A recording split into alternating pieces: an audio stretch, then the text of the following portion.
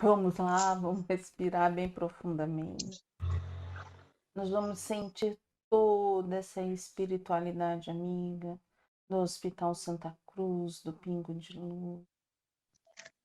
Vamos sentindo esses espíritos que estudam junto conosco e que possamos ter uma tarde repleta de muito aprendizado, com muita harmonia, com muita fé. Graças a Deus, graças a Jesus. Visita, capítulo 8. Visita entre religiosos no Hospital Esperança. Vamos lá, Marcelo. Eu já marquei logo agora de início aí. Quem vive para agradar aos outros está construindo um campo de atração para a ruína, a enfermidade e a depressão. É de assustar, né? Um pouco isso daí. Muito. Eu acho que é aí onde que a gente fala, é onde tudo tem um limite. Se a gente passa a nossa vida inteira só nesse objetivo, realmente vai chegar uma hora que a gente vai estar zerada de nós não construímos nada. Mas é um limite também, aquele que não auxilia, não estende a mão também não está feliz.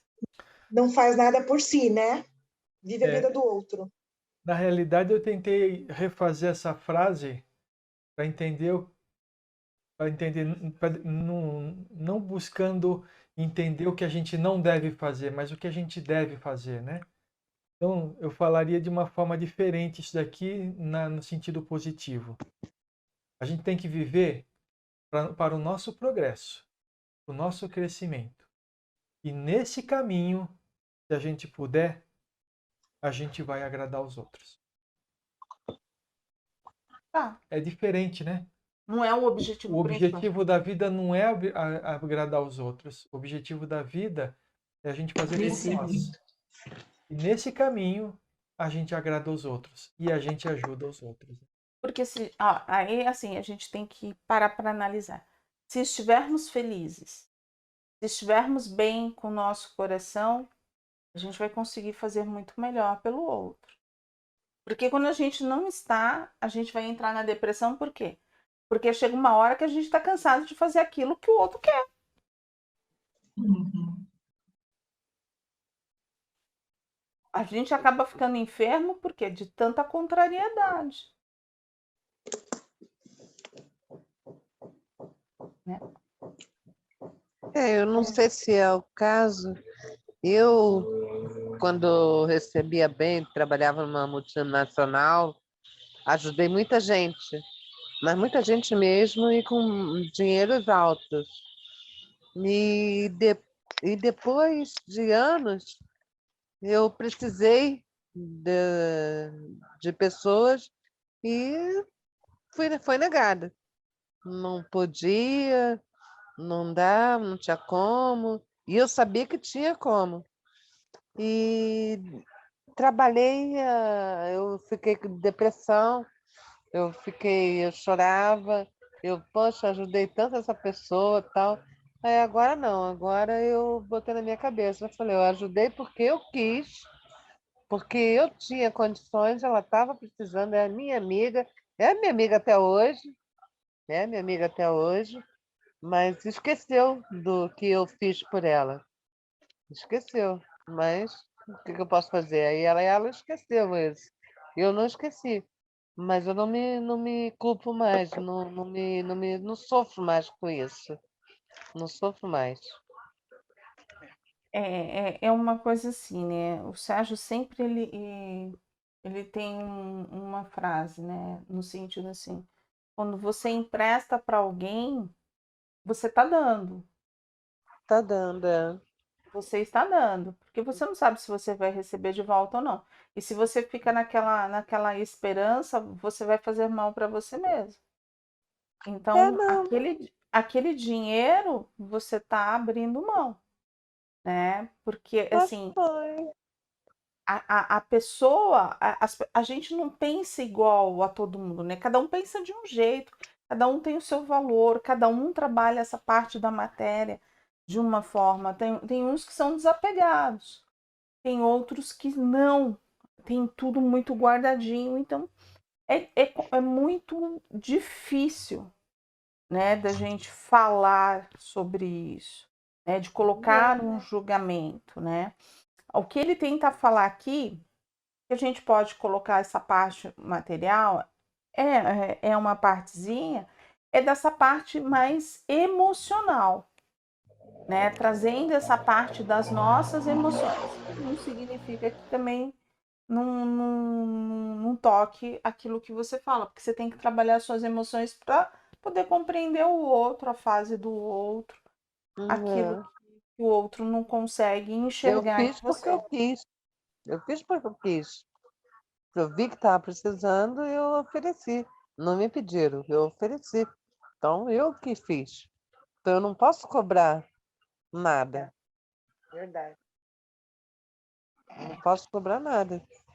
Mas a gente fica sentido, né? A gente fica sentido, mas, pô, mas cobrar ou ficar chateado, imagina.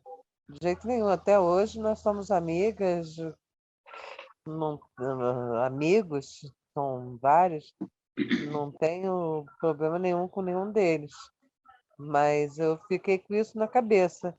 Falei, mas quando eu tive um probleminha que eu precisei, aí eu tive assim, um dos casos foi que eu precisava alugar uma casa e essa pessoa, a casa que eu ajudei ela a comprar, ela estava se mudando, ela estava saindo dessa casa e estava botando em aluguel. Aí eu pedi ela para alugar para mim. Ela falou que não podia alugar porque já ia alugar para uma outra pessoa, amiga dela. Eu falei, pô, ela comprou essa casa com meu dinheiro e não podia me alugar a casa. Aí isso foi um dos casos. Mas isso foi na hora, assim, ficou um tempo magoada, mas depois falei, entendendo a cabeça dela, sei que ela achou que eu não, que eu tinha condições melhores de arrumar outra coisa e essa pessoa não sei qual foi o pensamento dela. Aí foi, mas foi isso, mas foi porque eu quis, não foi pedido, não foi. Eu fiz porque eu quis. Então, perfeito, Mônica. Vamos lá, então. Página. Vamos iniciar o capítulo. Alguma coisa? Nas tarefas do tratamento para religiosos no Hospital Esperança, são inscritas aquelas pessoas que tiveram problemas graves com o preconceito, enquanto no corpo físico. Nego estava participando de uma turma de 35 pessoas como colaborador de educação. Imagine que experiência é essa. Evangélicos visitam centros espíritas. Umbandistas pregam para católicos em suas igrejas. Já pensaram os muçulmanos? Uma assembleia da igreja evangélica bem rigorosa em assistir uma sessão espírita para desenvolver o sentimento de fraternidade? O que vocês acham? A Complicado, gente né? tem preconceito ou não? Hã? Como? Nós temos preconceito ou não? Não, eu não. Eu tenho. Eu acho que tem um pouquinho, sim. Eu já passei, pela Umbanda. Se tem. Ô, Valéria, Diga. então, é como eu digo já disse para você, eu já frequentei a Umbanda que se rezava Pai Nosso para iniciar. Ali Sim. falava que era uma Umbanda branca, se rezava. Isso, mas tem Mas, mesmo. mas o candomblé não é um outro ramo. Uma outra Então, vertigem. mas assim, esse lado não é mais voltado para uma outra linha menos à direita? Então, aí eu tenho esse preconceito. Não vou dizer que eu não tenho, eu tenho. Eu tenho esse preconceito, assumido. Umbanda não é candomblé, tá? Não, eu sei. A Umbanda, tudo bem, mas ela falou que ela tem o preconceito com o Em candomblé. relação ao Com candomblé. candomblé. Porque eles fazem matança, eles oferecem sangue, eles oferecem animais. Isso, sabe? Isso para mim me incomoda. Eu tenho esse preconceito. Eu também. Agora, você imagina, quando a gente chegar lá no plano espiritual, a gente leva esses preconceitos pra gente. A gente tá lá tudo junto e misturado. Porque se a gente tiver a chance de ir pro Hospital Esperança, vai todo mundo querer dizer que vai para nosso lar. Meu, vai estar todo mundo junto e misturado do mesmo jeito. E aí? Lá não vai ter uma sessão de candomblé, porque se eles forem trabalhar, eles não vão trabalhar dessa forma. E sim com os rituais que tem. Porque tudo que é de matança, todos esses sacrifícios, eles não gostam. Então tudo bem. Então tudo bem, tá tudo certo para mim. Eles não vão fazer, o meu preconceito vai dar tudo bem. Falar para você. Eu não posso falar para você que não, que lá vai ter. Lá não. No umbral, no nível de umbral, que está o Hospital Santa Cruz, que está o nosso lar, não. Mas no umbral mais baixo, vai ter. Eu só acho que a gente tem que tomar muito cuidado com as coisas, né? Então, nós estamos falando aqui de preconceito, mas temos que tomar cuidado muito com o julgamento, né? Porque a gente olha o que os outros fazem e estamos condenando. Mas imagina os espíritos superiores, né? Que não vão fazer isso, mas se a gente fosse, né? A gente olhando pra gente agora e falando assim, nossa, olha o que aqueles caras fazem lá. Porque nós também não somos evoluídos. Então, muitas coisas que nós fazemos agora vamos dizer assim, é condenável, né? Se você olhar em esferas mais elevadas. Então, a gente não deve condenar. As pessoas fazem aquilo, os espíritos fazem aquilo, e o seu grau de evolução e de conhecimento é capaz de fazer. Então, a gente não deve condenar. O que a gente deve se for possível, orientar, se não for possível, vibrar. Porque assim, é daquela forma que eles conseguem se sentir bem. Ó, o Zé, ele mesmo fala, assim, as correntes de pretos velhos, as correntes de caboclos, eles trabalham dentro do espiritismo, eles estão numa sessão no centro kardecista, mas eles também trabalham nos terreiros. Só que nos terreiros eles vão trabalhar totalmente diferente do que na casa, numa casa kardecista. Por quê? Porque existem as regras, a educação mediúnica é diferente do que a educação dentro da Umbanda. Quem é melhor, Não, cada um está no lugar que precisa estar. Mas acho que o principal aí, eles vão lá para coletar a mesma coisa que eles coletam aqui. A energia. Ou seja, não existe diferença, né? Não existe diferença no resultado. O que existe de diferença é a forma, né? E a forma ela é transitória, ela acaba. Como a gente fala assim, a gente só está falando da Umbanda. Mas quer ver quem faz mais desobsessão que espírita? É evangélico. É verdade. É verdade. Eles estão sempre. Evangélico, para você ver o que eles fazem de desobsessão. Eles trabalham mais que a gente. E eles usam esse nome mesmo, desobsessão.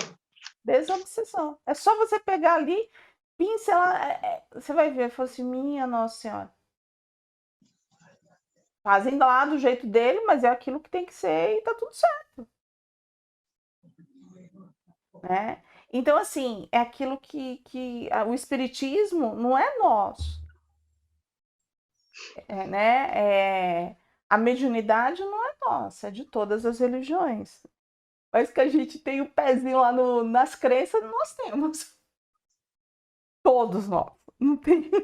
Não, balança, a família balança, do meu balança. pai toda é do candomblé. A família do meu pai toda é do Candomblé. E eu frequentei muito quando criança. Acho que é por isso que eu peguei medo, porque me forçavam a ver aquilo tudo. Aí, depois não, depois eu vim entender o que que era, o porquê que faziam.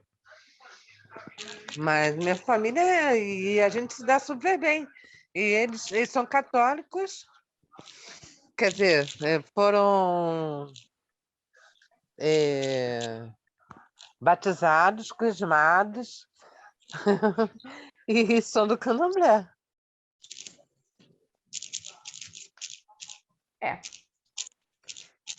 Vamos algo a dizer dessa lição?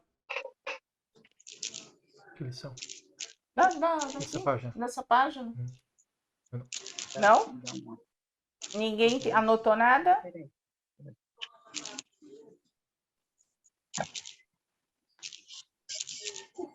O que que vocês acharam do caso da Anésia? Eu não entendi por que ela ficou tão preocupada. Você não entendeu por que que ela ficou preocupada? Por que ela achou que ela ia Era uma sair trabalhadora. correndo de lá? Não, ela já era uma trabalhadora. Ela tinha sido uma trabalhadora. Vamos lá. Ó. Estou tomada por uma enorme tensão por conta desta visita. Anésia, Deus tem caminhos novos para você. Eu confesso que tenho receio de sair correndo de lá. Ela tinha medo do quê? De fugir. Fugir. Vamos lá, seja o que Deus quiser. A equipe visitante daquela oportunidade participaria de uma gira de caboclos e foi recebida com carinho pelo pai Zequinha, às portas do templo umbandista. A casa estava lotada, era um templo de proporções medianas que abrigava 250 pessoas com conforto. Aí ela vai narrando, né? Aí chega a cabocla, né? E ela fala que ela veio buscar os trabalhadores de Umbanda. E quando ela fala sobre isso, ó, aqueles trabalhadores, ó. Essa cabocla veio buscar fios de pemba, trabalhadores da Umbanda que estão sem rumo nas fileiras da vida. Busca fios que largaram da luz para a sombra do preconceito. Esse que essa cabocla Jurema veio e salve todos os caçadores de Aruanda. Quando a gente larga aquilo que a gente se propôs a fazer, porque a gente não pode, porque a gente está doente, porque a gente tem a nossa família, é uma coisa. Quando a gente para daquilo, a gente assumiu um compromisso e a gente deixa esse compromisso de lado, falando em relação à mediunidade, mãe, tá na página 80 lá em cima. Tá, já achei. Aí a gente começa a pensar nesse sentido. A gente largou por quê? Por causa de um preconceito. No caso da Nésia, não era o preconceito dela, mas era o preconceito do esposo dela, Do esposo. que era um kardecista e achava que era melhor ela não seguir essa parte. Então, ele queria o quê? A pureza de uma doutrina. E onde há a pureza da doutrina? Onde há o amor, onde há o bem, onde há a caridade. Eu vejo assim. E é isso que eu entendo quando Kardec nos fala, quando o Chico nos ensina, quando o Divaldo e tantos outros irmãos. Ô, Valéria, mas Oi. assim, se você falar assim, por exemplo, uma pessoa que tem essa mediunidade e ela não aceita trabalhar na Umbanda, no Espiritismo, ela é médium. E aí ela vai para a evangélica, vamos supor. Mas como que isso para ela vai ser depois do outro lado? É como você está colocando, ela vai ser cobrada por isso? Ela não vai ser cobrada Preconceito? pela aquilo que ela fez, ela vai ser cobrada por ela mesma. Mas, gente, a gente tem que tomar um pouco de cuidado com isso, tá? Não é a religião que faz com que o médium deixe ou não deixe de trabalhar. Quem trabalha ou deixa de trabalhar é o médium. Então, e ela saiu do espiritismo e foi para ser evangélica, mas ela trabalha naqueles trabalhos de desobsessão que eles fazem dá no mesmo. Ou então É faz verdade. aquelas vigílias. Vigílias, Aquelas ou então não vigílias. participa de religião nenhuma, mas ela é uma benzedeira. Então, a questão, a gente tem que tomar muito cuidado. A questão não é a religião, a questão é a pessoa.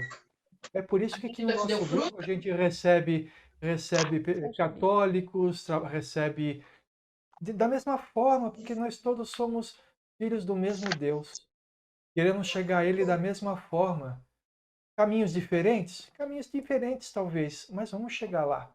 Então, não se prendam, não prenda a mediunidade ao espiritismo.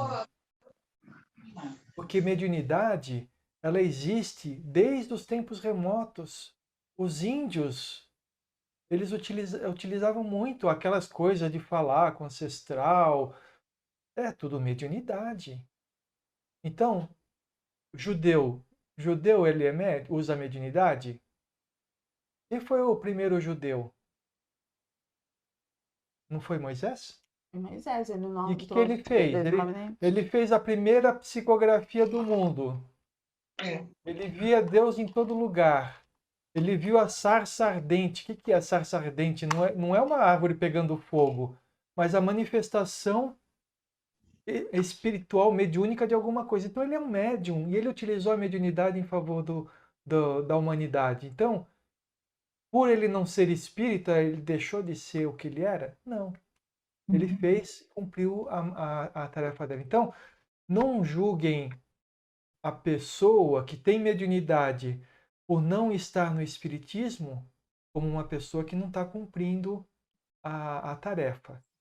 Ela vai cumprir ou não a tarefa com relação àquilo que ela faz com a mediunidade, independente de que religião ela tem. Tá bom?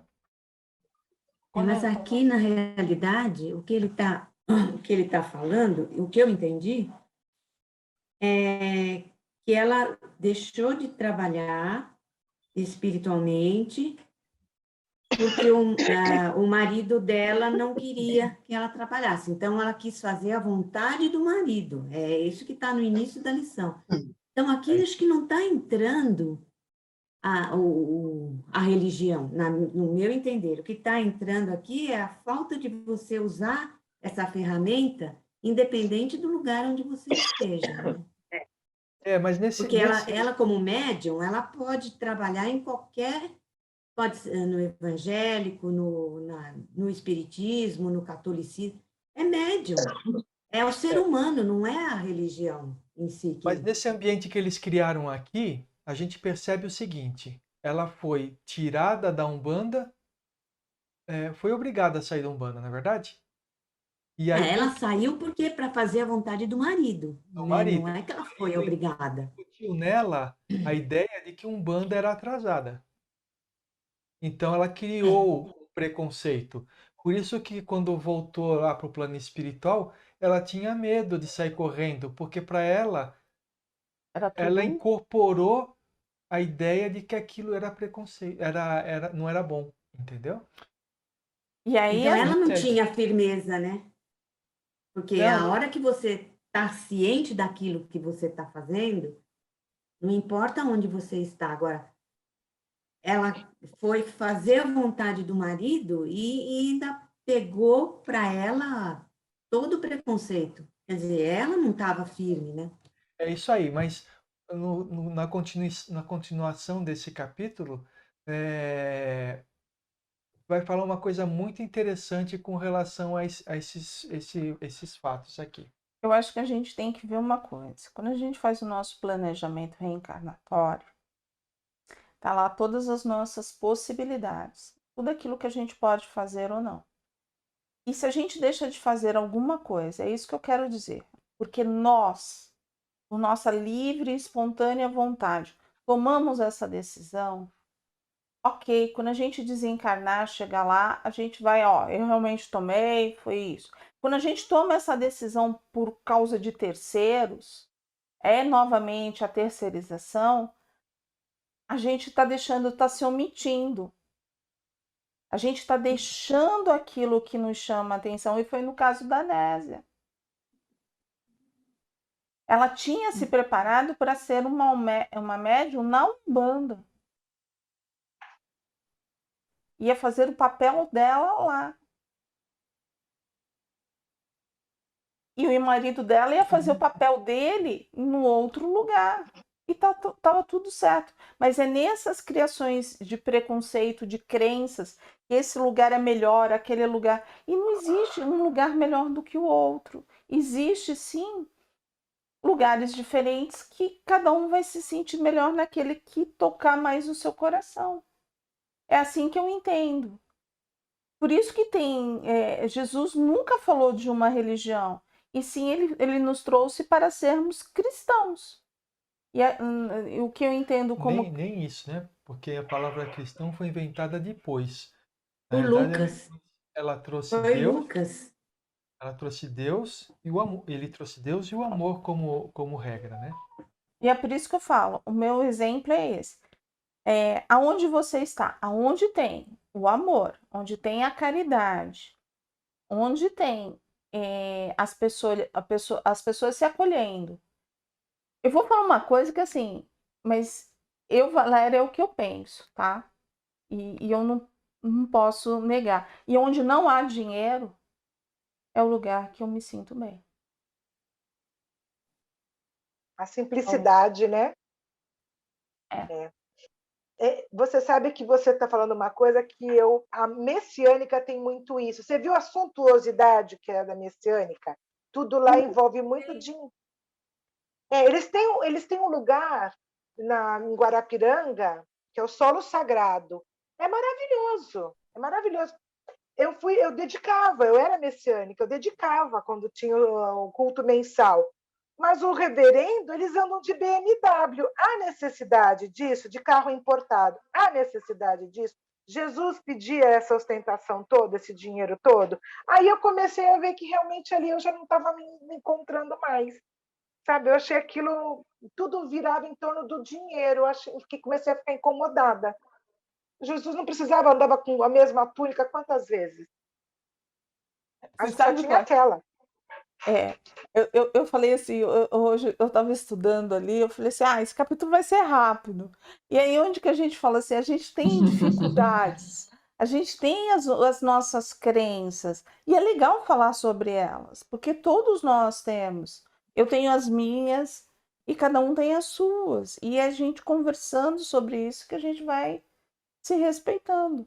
Mudar a gente talvez mude, talvez não, mas a gente vai se respeitar. Meu ponto favorito me apontou que já está na hora. Onde nós paramos? Olha.